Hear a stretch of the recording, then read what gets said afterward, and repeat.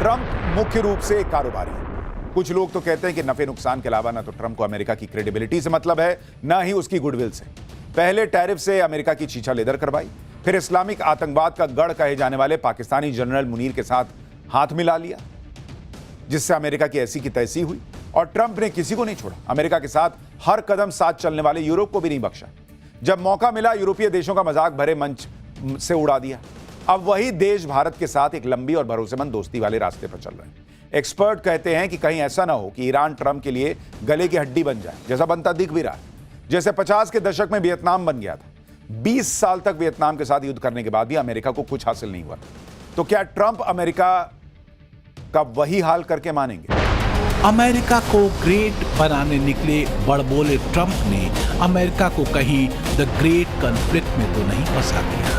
मामला 50 के दशक के मध्य का वियतनाम वॉर वाला तो नहीं हो जाएगा, जिसमें सुपर पावर अमेरिका की सारी दबंगई हवा हो गई थी। ये युद्ध 20 साल तक चला था, 1955 से 1975 के बीच, जिसमें 58,000 से ज्यादा अमेरिकी सैनिक मारे गए थे और अमेरिका को करीब 828 अरब डॉलर से ज्यादा का आर्थिक नुकसान उठाना पड़ा था। लेकिन फिलहाल तो ट्रंप अपनी जंग वाली सनक और ईरान पर अपनी बढ़त की डींगे हाँकने में व्यस्त है।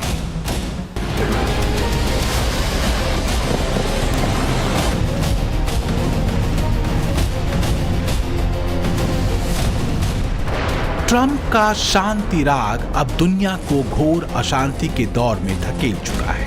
8 महीनों में 8 वॉर को खत्म कराने का दावा करने वाले ट्रंप वास्तव में शांति के कितने बड़े पुजारी हैं, ये दुनिया समझ चुकी है। रही बात ईरान की, तो वो ट्रंप को जवाब दे रहा है, कड़वा, तीखा और ताकतवर। सवाल ट्रंप के उस ताजा धमकी का भी है जो उन्होंने ईरान को दी है।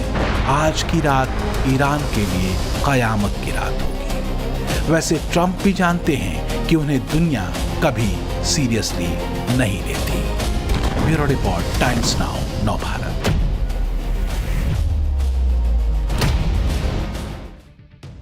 पाठशाला की एक्स्ट्रा क्लास का नेक्स्ट चैप्टर। कहते हैं कि जो जितना ताकतवर होता है, युद्ध वही जीतता है। लेकिन पिछले कुछ सालों में इसमें बड़ा बदलाव देखने को मिला है। यहां यह कहावत ठीक बैठ रही है कि देखन में छोटन लगे, घाव करे गंभीर। बॉस, वॉर जोन में क्या ही कमाल का काम करता है ड्रोन। और इसलिए अब कहा जा रहा है कि जिस देश का ड्रोन वॉरफेयर जितना मजबूत होगा, जंग के मैदान में वो उतनी ही मजबूती से टिका रह पाएगा। भारत के पास भी एक ऐसा ड्रोन आने वाला है जिसके आगे ईरान का शाहेद भी कहीं नहीं ठहरता। इस ड्रोन का नाम है शेषनाग 150। 1000 किलोमीटर की मारक क्षमता और झुंड में घुसकर अटैक करने की काबिलियत। एक तरह से कहें तो पाकिस्तान अगर 20-25 ड्रोन एक साथ छोड़ेगा तो शेषनाग 150 उन्हें चकमा देते हुए बहुत बड़ी तबाही मचा सकता है। ईरान के शाहेद ड्रोन से ज्यादा हिंदुस्तान के शेषनाग की चर्चा क्यों हो रही है और कैसे इसने पाकिस्तान में टेंशन का ग्राफ बढ़ा दिया है, इस रिपोर्ट में देखिए।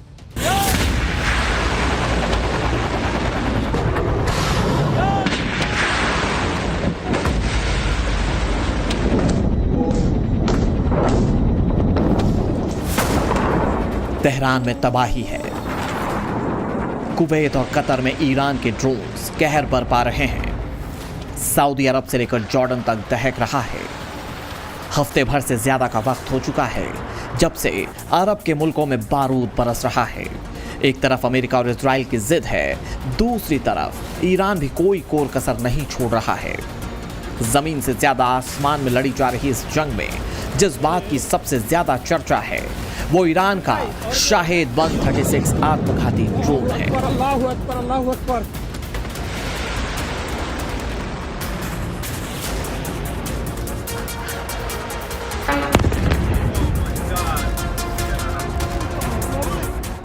ईरान के लगातार ड्रोन और मिसाइल हमले अमेरिका और खाड़ी देशों के लिए बड़ी चुनौती बन चुके हैं। खास बात यह है कि शाहेद ड्रोन की कीमत मात्र 18 लाख रुपए तक ही है। लेकिन इस ड्रोन को मार गिराने के लिए अमेरिका जिन पैट्रियट मिसाइलों का इस्तेमाल कर रहा है उनकी कीमत करीब 40 लाख डॉलर तक हो सकती है।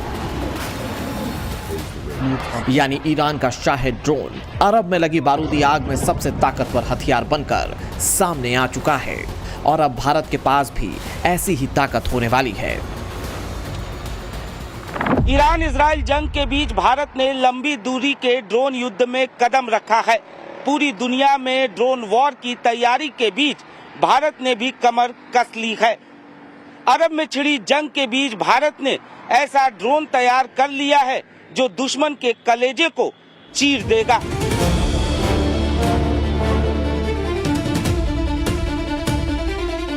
देश की प्रयोगशालाओं से निकले इस नाग का नाम है शेषनाग 150 ड्रोन। एक ऐसा अचूक और ताकतवर हथियार जो एक बार उड़ान भरता है तो दुश्मन का काम तमाम करके ही वापस लौटता है। जानना चाहते हैं कैसे? तो सुनिए। शेषनाग 150 को कोऑर्डिनेटेड झुंड हमलों के लिए डिजाइन किया गया है। शेषनाग 150 एक ऐसा साइलेंट किलर है जो 1000 किलोमीटर दूर बैठकर भी दुश्मन की धड़कनें बंद कर सकता है। यह महज एक मशीन नहीं, भारत का वो स्वदेशी सुदर्शन चक्र है जो जब झुंड में निकलता है तो बड़े से बड़े एयर डिफेंस सिस्टम कबाड़ हो जाते हैं। ये ड्रोन 5 घंटे से ज्यादा देर तक उड़ान भर सकता है, टारगेटेड एरिया के ऊपर मंडरा सकता है, जिससे रियल टाइम सर्विलांस और हमले के ऑप्शंस मिल जाते हैं। ये ड्रोन 25 से 40 किलोग्राम वॉरहेड के साथ दुश्मन के एयर डिफेंस सिस्टम को निशाना बना सकता है। यानी जंग के मैदान में इसे उतार दिया जाए तो दुश्मन का बचना नामुमकिन है। शेषनाग 150 को खास तौर पर स्वॉर्म यानी कि झुंड में हमला करने के लिए डिजाइन किया गया है। इसमें कई ड्रोन्स एक नेटवर्क की तरह साथ मिलकर काम करते हैं। खास बात यह है कि शेषनाग 150 ने 1 साल पहले अपनी पहली उड़ान भरी थी और अब कामयाबी के साथ देश की सरहदों की ढाल बनने को तैयार है। ये कहा जाता है कि जंग हथियारों से नहीं बल्कि हौसलों से लड़ी जाती है, लेकिन ये आधा सच है। पूरा सच ये है कि हौसलों के साथ साथ जवानों के हाथ में आधुनिक हथियार भी होने चाहिए और भारत लगातार इस ओर तरक्की कर रहा है। सेना भविष्य के युद्ध के लिए लंबी दूरी के स्वॉर्म अटैक ड्रोन्स को बेहद अहम क्षमता मान रही है। ऐसे ड्रोन दुश्मन के एयर डिफेंस को चकमा देकर अंदर जाकर हमला करने में मदद कर सकते हैं। पिछले साल नवंबर में सेना ने जैसलमेर में त्रिशूल युद्धाभ्यास के दौरान अत्याधुनिक स्वदेशी ड्रोन और एंटी ड्रोन तकनीक का कामयाब परीक्षण किया। एक्सरसाइज में हेक्साकॉप्टर, हेरॉन मार्क II और तापस जैसे ड्रोन्स ने दुश्मन के ठिकानों को सटीक निशाना बनाने की ताकत दिखाई। बात इतनी सी ही नहीं है, भारतीय सेना भविष्य के युद्धों के लिए ड्रोन तकनीक पर ज्यादा फोकस कर रही है। सेना 850 से ज्यादा कामिकाजी ड्रोन्स खरीद रही है। 60 स्वदेशी घातक ड्रोन्स को खरीदने के लिए मंजूरी दे दी गई है। शेषनाग 150 ड्रोन 1000 किलोमीटर की रेंज तक मार कर सकता है। सेना ने टेथर्ड ड्रोन के ट्रायल शुरू कर दिए हैं। अब हमारी ड्रोन आर्मी पहले से भी काफी ज्यादा अपग्रेड और बेहतर है। सेना ने ड्रोन टेक्नोलॉजी को देखते हुए एक प्रोग्राम शुरू किया है, ईगल ऑन एवरी आर्म, यानी कि सैनिक की भुजा पर बाज।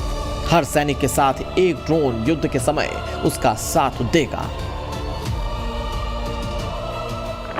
भारतीय सेना ने भविष्य के युद्ध क्षेत्र के लिए तैयार अत्याधुनिक ड्रोन सिस्टम विकसित किए हैं। ये ड्रोन बेहद घातक मारक क्षमता से लैस है। वहीं सेना ने निगरानी ड्रोन भी विकसित किए हैं। सवाल ये है कि सेना के ड्रोन तकनीक को और मजबूत बनाने पर फोकस की वजह क्या है?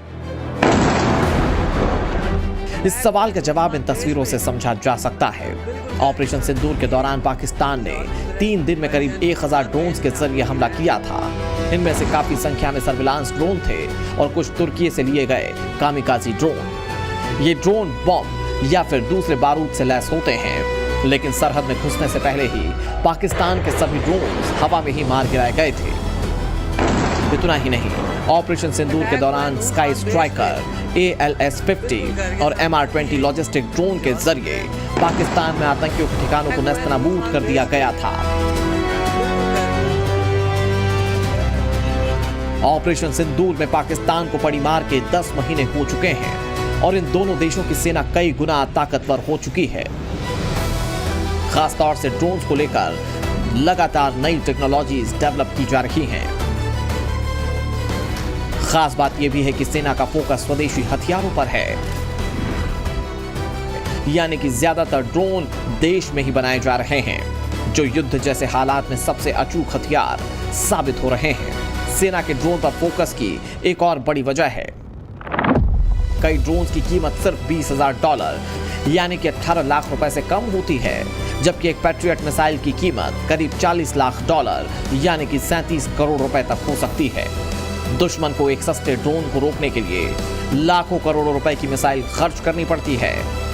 एक मामूली सा ड्रोन महंगे टैंक को कबाड़ में तब्दील कर देता है, तो युद्ध का पूरा अर्थशास्त्र ही बदल जाता है।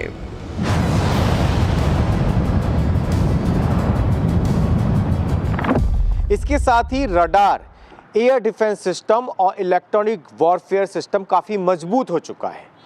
ड्रोन अलग अलग दिशाओं से दुश्मन पर हमला कर दुश्मन की सुरक्षा प्रणाली को ओवरलोड कर सकते हैं।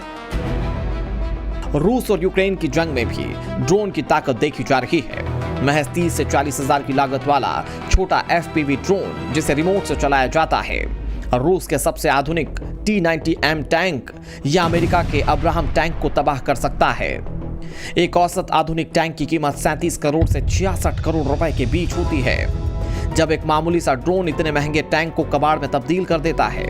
पिछले 2 महीने के दौरान यूक्रेन ने ऐसे हजारों ड्रोन हमले किए हैं, जिन्होंने साबित कर दिया कि अब महंगे तोप खाने की बजाय ये सस्ते शिकारी ज्यादा असरदार हैं।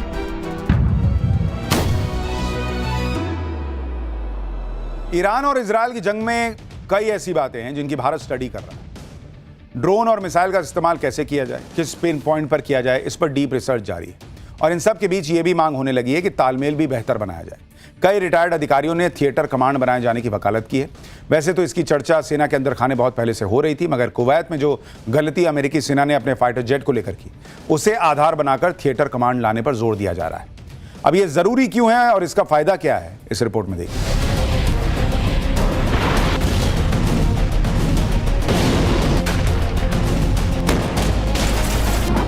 वक्त बेवक्त धमाकों की गूंज और हर तरफ तबाही का मंजर। ईरान से बहनी, कुवैत से कतर और इजराइल से लेबनान तक कोई नहीं जानता कि कब किस मिसाइल पर मौत सवार होकर आ जाए। कौन जानता था कि अमेरिका और इजराइल हमला करेंगे? किसे पता था कि ईरान का भी जबरदस्त पलटवार होगा? लेकिन ऐसा ही हो रहा है, लगातार हो रहा है और हफ्ते भर से हो रहा है। इस बारूदी जंग के फिलहाल थमने के आसार कम ही नजर आ रहे हैं। युद्ध भले ही धरती के एक कोने में हो रहा हो, लेकिन इस जंग ने कई मुल्कों को सबक भी दे दिया है।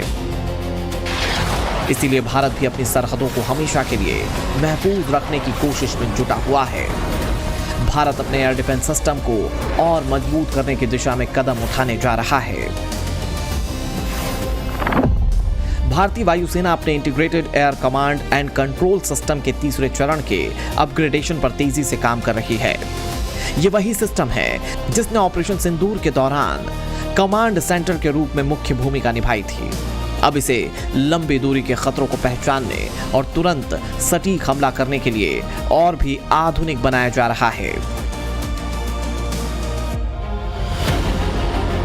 IACCS एयरफोर्स का डिजिटल नर्व सेंटर है, जो देश भर के रडार, सैटेलाइट और लड़ाकू विमानों से मिलने वाली जानकारी को एक जगह जोड़ता है। फेज 3 अपग्रेड का मुख्य मकसद नेटवर्क सेंट्रिक वॉरफेयर को मजबूत करना है। मतलब ये कि अगर बॉर्डर पर कोई छोटा रडार भी दुश्मन को देख लेता है, तो उसकी जानकारी कुछ ही सेकंड में कमांड सेंटर और हवा में उड़ रहे सुखोई या राफेल के पायलट तक पहुंच जाएगी। अब ये काम कैसे करेगा, ये भी आपको समझाते हैं। तीसरे चरण का सबसे बड़ा टारगेट सेंसर टू शूटर समय को कम करना है। पहले दुश्मन को देखने और हमले के ऑर्डर में जो वक्त लगता था, अब उसे कम कर दिया गया है। जीरो सिस्टम में अब ऐसे मॉड्यूल हैं जो दुश्मन के फाइटर जेट, मिसाइल या ड्रोन की पहचान उसके उड़ने के तरीके से खुद कर लेंगे। नया इंटीग्रेटेड सिस्टम मिसाइलों के छूटते ही उनका सिग्नल पकड़ लेगा और उन्हें रास्ते में ही तबाह करने के लिए एयर डिफेंस सिस्टम को एक्टिव कर देगा। मौजूदा हालात में भारत के लिए जरूरी हो गया है सेल्फ डिफेंस और अटैक दोनों मोर्चों पर खुद को मजबूत बनाया जाए। ताकि टू फ्रंट वॉर जैसे हालात में हर दुश्मन को खाक में मिलाने की कुव्वत हो। इसीलिए पाकिस्तान अभी से कांपने लगा है। Integrated air command and control system के तीसरे चरण का अपग्रेड भारतीय वायुसेना के लिए एक वरदान साबित होने जा रहा है। ये सिर्फ सॉफ्टवेयर अपग्रेड नहीं है, बल्कि ये भारत की जंगी तैयारी की ताक और काबिलियत में बड़ी छलांग है। साफ है कि सेना लगातार नई तकनीक के जरिए खुद को मजबूत कर रही है। वैसे देश में थिएटर कमांड का जिक्र पहली बार नहीं हो रहा है। थिएटर कमांड असल में सेना की एकीकृत कमान होती है। इसका मतलब है थल सेना, वायुसेना और नौसेना को किसी खास भौगोलिक क्षेत्र या ऑपरेशन के लिए एक ही कमांडर के तहत लाया जाता है। इसका फायदा यह होता है कि ऑपरेशन के समय सभी संसाधनों का इस्तेमाल एक साथ सही दिशा में किया जा सके। भारत में थिएटर कमांड बनाने की जरूरत क्यों महसूस की जा रही है, अब आपको यह भी समझाते हैं। मौजूदा सैन्य संरचनाओं में तीनों सेनाओं की अपनी अपनी कमानें हैं। थल सेना की 7 कमांड, वायुसेना की 7 कमांड है और नौसेना की 3। ये सभी एक दूसरे से स्वतंत्र होकर काम करती हैं। नतीजा ये कि युद्ध की स्थिति में इन सभी को आपसी तालमेल बैठाने में वक्त लग सकता है। दुनिया के कई देशों में पहले से ही थिएटर कमांड है। भारत में पहली बार थिएटर कमांड बनाने की बात 1999 के कारगिल युद्ध के बाद आई थी। उसके बाद 2016 के उरी हमले और 2019 के बालाकोट एयर स्ट्राइक के बाद इस पर गंभीरता से चर्चा बढ़ी। सरकार का मानना है कि थिएटर कमांड से सेना का ढांचा कॉम्पैक्ट और आधुनिक बनेगा। संसाधनों की बर्बादी रुकेगी। दुश्मन के खिलाफ सेना के तीनों अंग जब एक साथ जवाब देंगे तो सामने पश्चिम वाला आतंकी मुल्क हो या उत्तर वाला पड़ोसी, हिंदुस्तान की तरफ नापाक नजर उठाने वाले की तबाही तय है। ब्यूरो रिपोर्ट, टाइम्स नाउ, नव भारत।